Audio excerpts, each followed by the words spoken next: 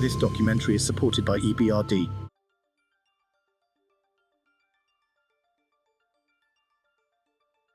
Building a startup is no easy feat. Beyond crafting a product, hiring the right team, and driving revenue growth, founders also bear the crucial responsibility of securing funding for their venture. Bulgaria is home to over 800 startups. We continue delving deeper into the startup ecosystem to uncover its strengths and weaknesses. Seed capital is money a business raises in its infancy or early stages. It is enough to help a startup achieve its initial goals, further catching the interest of venture capitalists or other investors. The key question is, when should we raise seed funding? Venture capital firms play a crucial role in fueling the Bulgarian startup scene, not just with financial means, but also offering valuable strategic advice to founders. The Bulgarian investment landscape has gained maturity, with larger rounds and greater participation of venture capital funds. So I believe in the CE region, oftentimes people think you have to bootstrap in order to start a VC-backable business, which I think is one of the most common misperceptions of how the VC world works. Because oftentimes, especially if you're a serial entrepreneur, you can start a VC-backable business just with a pitch deck and a great story. Seed funding is one of the initial stages of financing for a startup.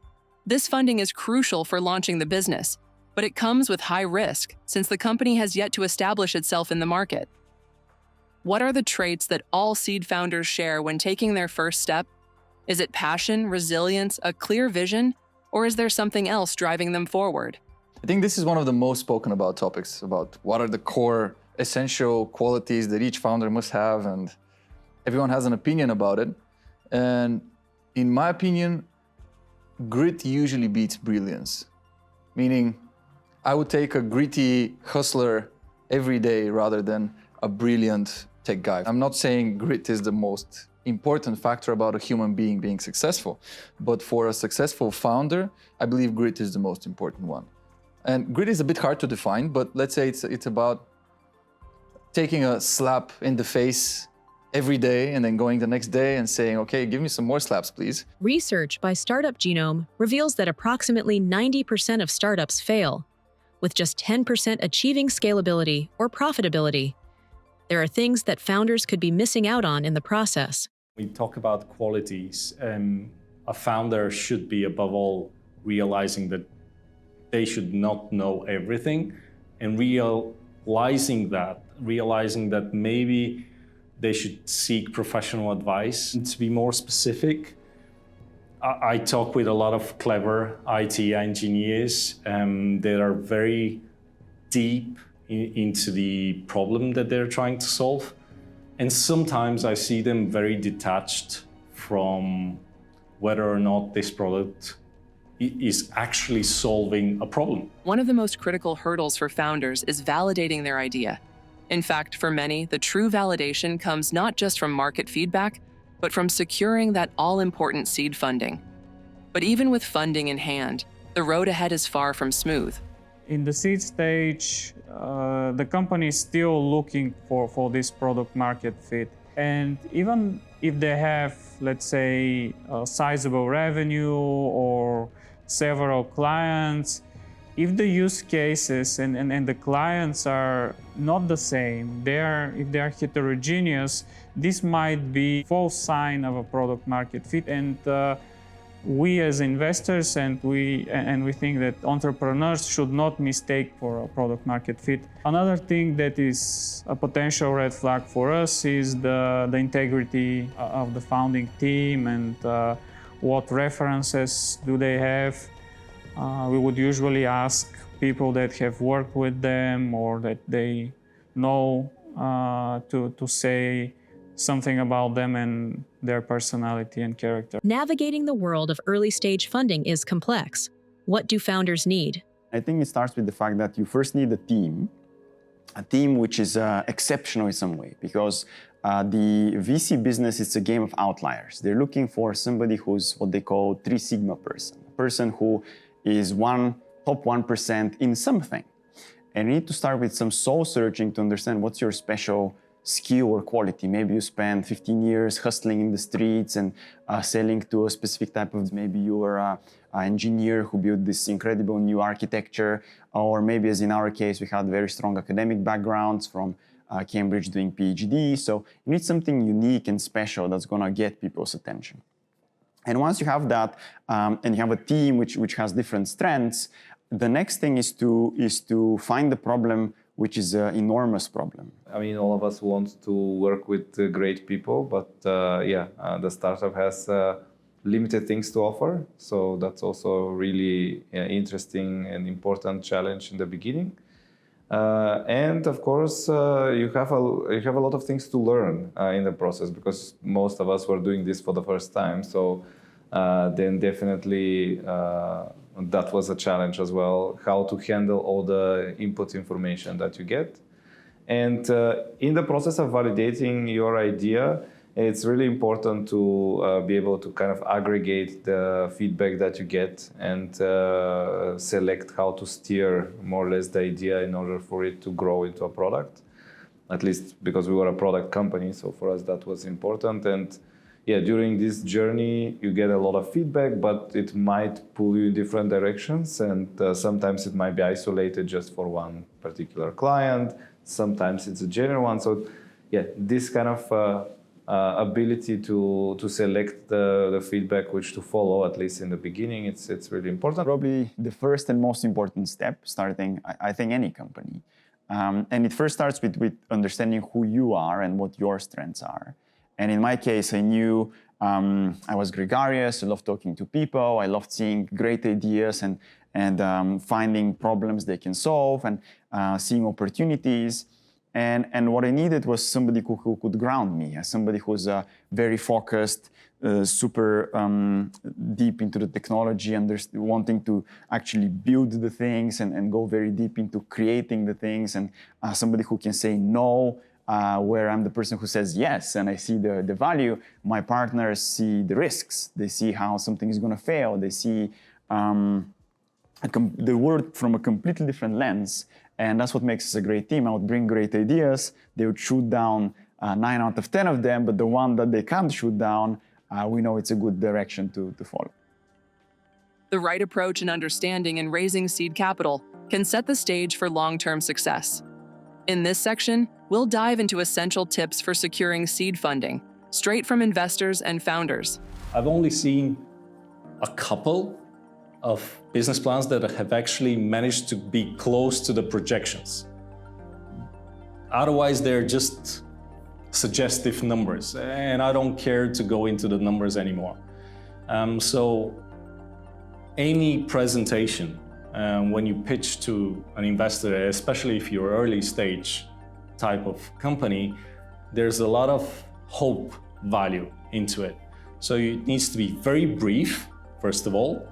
It needs to be straight to the point in terms of, I strongly recommend that the first page is an executive summary, and you have to realize that those people, the venture capitalists, look at thousands and thousands of decks per year.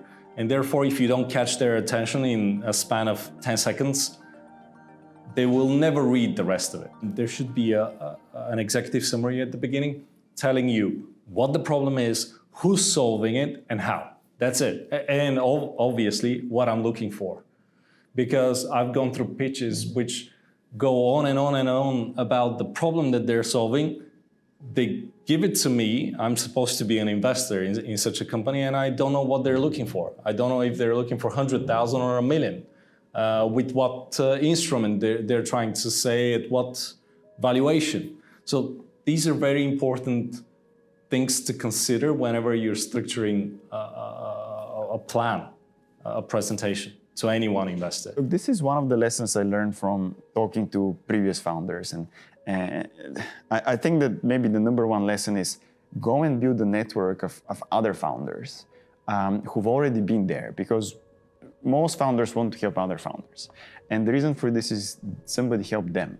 And there is never a successful founder who doesn't have an army of 50 other founders who help them change the story a little bit, encourage them when everybody said no, pick them up when it was hard. There are people who want to help, and they're really excited to help. So that would be my first advice, because every story is different. And the more voices you can have which are making it safe to fail, because the founder, you can fail your pitch in front of the founder and they'll tell you, hey, these are all the reasons why this is not going to work. The first time you're not going to listen because you're a founder and you're committed and you're not going to listen. And it's okay. On the second and third time, maybe you're going to start hearing the same feedback and you're going to look and you're going to say, okay, maybe there is something here. I need to adapt. I need to change my story. So seek advice. Second point is, it's all about, and people say storytelling, and what do they mean storytelling, right? It's the big question. And there are many frameworks, but the one I really like is the hell and heaven storyline. So there is something is happening and it's changing the world, and we're in, that's causing hell, right? And here are all the pains and all the reasons why something is painful and not pleasant, and I'm in this wasteland, and my customer, let's say, I mean, in our case, it's people have all this visual information and they're paying money for it and they're storing it and they want to do something with it, but they can't, and they have economic pressures, and they have social pressures because their crew is asking them to adopt an AI strategy. So they have all these pains, and suddenly they get to the heaven, and oftentimes we think our product is the hero of the story. No, it's the customer is the hero of the story. Seed stage is quite an early stage of a company's journey, and at this point, the entrepreneurs should really be focused on the client, identifying their problems. It's kind of a investigator work, searching for the right patterns. But recommendation-wise, those people should test the idea. And how do you test your idea? You test your idea when you openly speak about it to the community. We opened this conversation through the ecosystem, and I think the ecosystem has become more and more mature these days. And therefore, if you go to events, if you share with mentors, with accelerators, with programs like I mentioned earlier, I think that gives you the opportunity for an outsider to challenge your idea. So if you're able to take feedback, honest feedback, constructive feedback, at some point you might realize that you want to pivot away from your idea. Even though you have a long-term goal, you need to adapt your immediate steps to getting there. And through such conversations, through such ability to listen to an outside view, I think it will never hurt. And that's a recommendation that I will strongly keep to anyone early stage founder. One of the things that I believe is something that I was lacking at that time is the understanding of all the things that are around building a product. Like, I was more technical, so for me it was, you just make the product and that's it. But that's not all. That's probably just 20% of the whole company experience. So you have to surround yourself with the right people. You have to work on your marketing, positioning, branding, investor relations. And in general, part of being a founder and an entrepreneur is being social. So that part I kind of underestimated a bit. I was a bit more introvert at that time. So it was a bit difficult at the beginning, the thing that you have to communicate with so many people. But at the end of the day, it's actually rewarding because you're learning a lot and you build a network that can help you and you can contribute to as well. 2021 and 2022 have been the strongest years for unicorn creation in CEE, with the number of unicorns more than doubling since December 2020. Bulgaria contributed to these statistics with the emergence of its first officially $1 billion valued private company in 2022, the financial platform for expense, payments, and invoice management Payhawk, a spin-off from Telerik.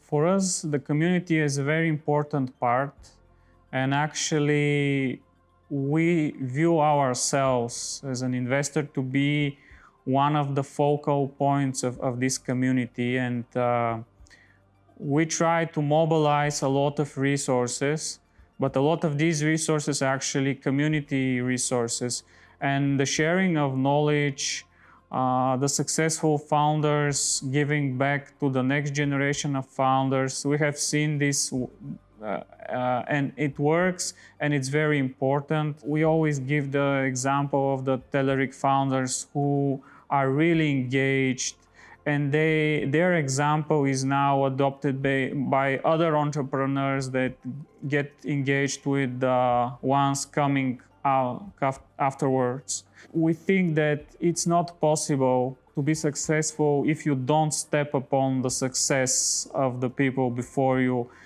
both as inspiration, as success stories, and also knowing how to do business at an international scale. A great way to build the next wave of startups and the next wave of the ecosystem is the previous big companies. Like in most, the mafia component. You know, the PayPal mafia created the subsequent wave of the next great companies in the US, like LinkedIn, YouTube, etc. Then from LinkedIn and YouTube, the next generation of startups started happening. And in Bulgaria right now, we're experiencing this. Some of the great founders of the current generation of startups are ex-employees and people from Tenyks.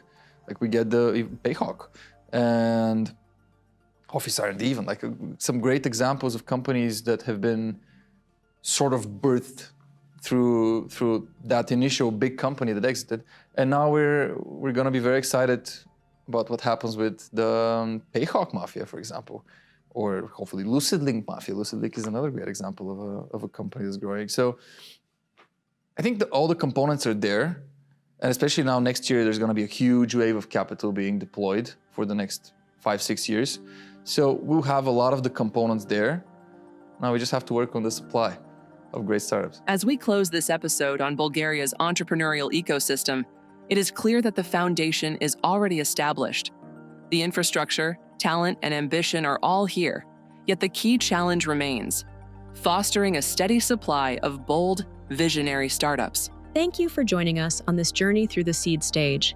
Stay tuned for episode 3, where we will explore the next big step of a startup journey, securing Series A. This documentary is supported by EBRD.